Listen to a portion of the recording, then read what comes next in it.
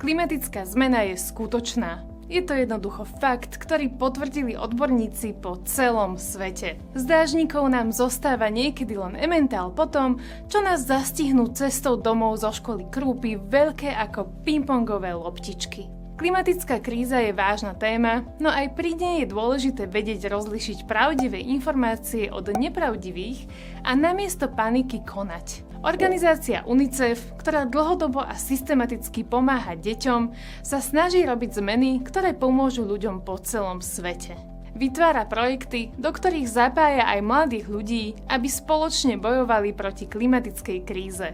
Napríklad v Bangladeši UNICEF zriadil 70 vodných systémov, ktoré pomáhajú miestnym obyvateľom skladovať pitnú vodu pod zemou a v obdobiach sucha si ju stadiaľ pomocou ručnej pumpy odčerpať. Vďaka tejto pomoci má prístup k vode takmer 30 000 ľudí. UNICEF dáva priestor aj mladým ľuďom na to, aby rozvíjali a realizovali svoje nápady, ktoré pomáhajú životnému prostrediu a ľuďom v ich okolí. Napríklad Arlinda z Kosova prišla s nápadom vertikálnych záhrad v meste. Zatiaľ ich majú 8 a nahrádzajú v prepočte 500 stromov, čím znižujú znečistenie mesta. Rustamion z Uzbekistanu vyrobil zase robota na sadenie stromov v okolí vyschnutého Aralského jazera. Tieto stromy pomôžu zadržať piesok, ktorý je dôvodom, prečo jazero postupne vysychá. Pomocnú ruku v boji proti dôsledkom klimatickej krízy podáva aj Slovenská agentúra pre medzinárodnú a rozvojovú spoluprácu.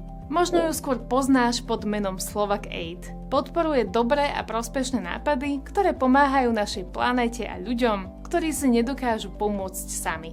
Pekným príkladom je projekt nadácie Integra, ktorý prebieha vďaka podpore od Slovak Aid. V Integre sa rozhodli pomôcť africkým obyvateľom na Kenskom pobreží, konkrétnejšie v pobrežných oblastiach Kilifi, Kvale a Lamu.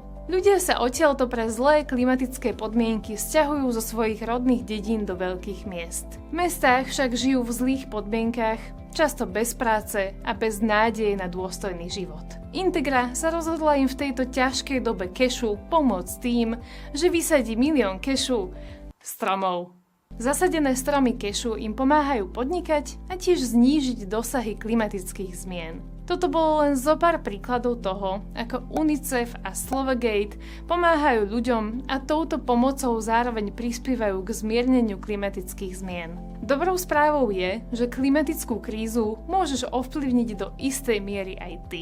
Áno, konkrétne ty. Na viaceré zmeny sa musíme pripraviť a naučiť sa s nimi žiť. Pozitívna informácia je, či už sa zaujímaš alebo nezaujímaš o planétu, tak štát, v ktorom žiješ, spolu s mnohými ďalšími krajinami, univerzitami, vedcami a organizáciami, ako je aj UNICEF, hľadá riešenia. Každý však môže priložiť ruku k dielu.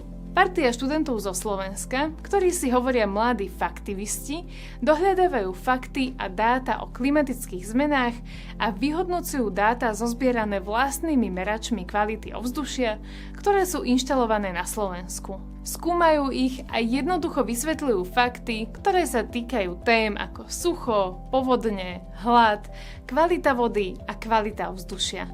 Túto zaujímavú prácu si nenechajú len pre seba. So svojimi poznatkami sa s tebou chcú podeliť na svojom blogu a Instagrame. Ak ťa zaujíma, na čo prišli, čekni si ich Instagram, blog, daj follow a buď aj ty súčasťou zmeny.